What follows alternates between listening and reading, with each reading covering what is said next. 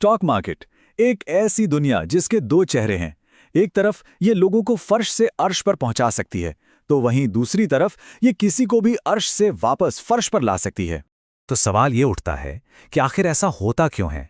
कभी सोचा है कि एक ही बाजार में कोई अपना सब कुछ गवा देता है और कोई कोई उसी बाजार से अरबों की दौलत बना लेता है?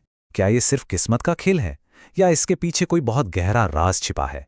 जब दुनिया के सबसे कामयाब इन्वेस्टर वॉरेन बफेट से ये राज पूछा गया तो उनका जवाब बहुत ही सीधा और साफ था। सिर्फ दो शब्द, फंडामेंटल एनालिसिस। जी हाँ, यही वो चाबी है जो एक कामयाब इन्वेस्टर को बाकी भीड़ से बिल्कुल अलग करती है। तो बात साफ है, असली खेल किस्मत का नहीं बल्कि तरीके का है। सही कंपनी को पहचानने की एक खास सोच, एक परखी हुई मेथडोलॉजी, और आज हम इसी मेथड की नींव रखने वाले हैं। चलिए अब इस सोच में थोड़ा और गहरा उतरते हैं। देखिए, शेयर बाजार में पैसा लगाना या तो जुआ हो सकता है या फिर एक सोचा समझा निवेश, और इन दोनों के बीच जो एक पतली सी लकीर है ना, उसी का नाम है फंडामेंटल एनालिसिस। तो आखिर ये फंडामेंटल एनालिसिस है क्या? अगर बिल्कुल आसान भाषा में समझें तो ये किसी कंपनी का पूरा हेल्थ चेकअप करने जैसा है। ये पता लगाने का एक तरीका है कि कंपनी की बुनियाद कितनी मजबूत है ताकि हम उसकी असली कीमत जान सकें। और देखिए, ये कोई रॉकेट साइंस नहीं है, बल्कि सीधी साधी कॉमन सेंस की बात है। जरा सोचिए, क्या कोई बिना जांच पड़ताल के शादी करता है या बिना नींव देखे कोई घर खरीदता है? नहीं ना। तो फिर अपनी मेहनत की कमाई किसी कंपनी में बिना उसके बिजनेस को समझे कोई कैसे लगा सकता है? ठीक है, तो ये तो तय हो गया कि जांच पड़ताल बेहद जरूरी है, पर एक प्रो इन्वेस्टर ये जांच करता कैसे है? वो किसी भी कंपनी को दो मजबूत पैमानों पर तौलता है। ये दो पैमाने हैं, क्वालिटेटिव और क्वांटिटेटिव। क्वालिटेटिव में हम कंपनी के गुणों को देखते हैं, जैसे कि मैनेजमेंट कितना काबिल और भरोसेमंद है। सोचिए, टाटा ग्रुप की जो सालों की प्रतिष्ठा है, ये है उनकी क्वालिटेटिव ताकत। और क्वांटिटेटिव में हम सीधे सीधे नंबर्स की, आंकड़ों की बात करते हैं। क्या कंपनी का मुनाफा हर साल बढ़ रहा है? उस पर कर्ज कितना है?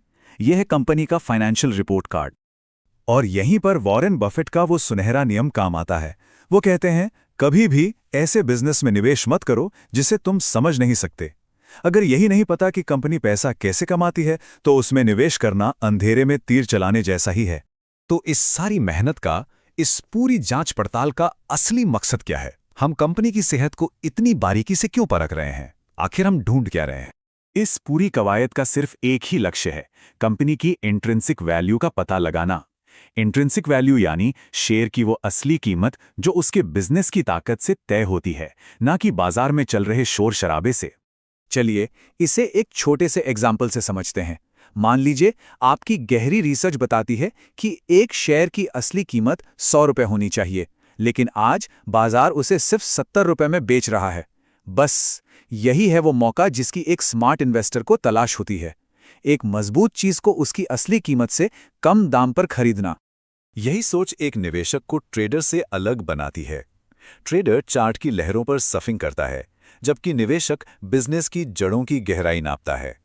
फंडामेंटल एनालिसिस लंबी अवधि में दौलत बनाने का विज्ञान है, रातों रात अमीर बनने का कोई लॉटरी टिकट नहीं। तो चलिए, अब तक जो कुछ भी हमने समझा है उसकी सबसे जरूरी बातों को एक साथ पिरो लेते हैं, ताकि ये मजबूत नींव हमेशा हमारे साथ रहे। तो हमने सीखा कि फंडामेंटल एनालिसिस का मतलब है बिजनेस को गहराई से समझना, उसके मैनेजमेंट और फाइनेंशियल हेल्थ दोनों को जांचना। इसका असली मकसद शेयर की असली कीमत यानी इंट्रिंसिक वैल्यू का पता लगाना है, ताकि हम लंबी अवधि के लिए एक सुरक्षित और फायदेमंद कंपनी में निवेश कर सकें। तो याद रखिए, ये कोई सट्टा या किस्मत का खेल नहीं है, ये एक मजबूत बिजनेस लॉजिक है। आप किसी कंपनी के शेयर नहीं खरीद रहे हैं, आप उस बिजनेस में हिस्सेदार बन रहे हैं।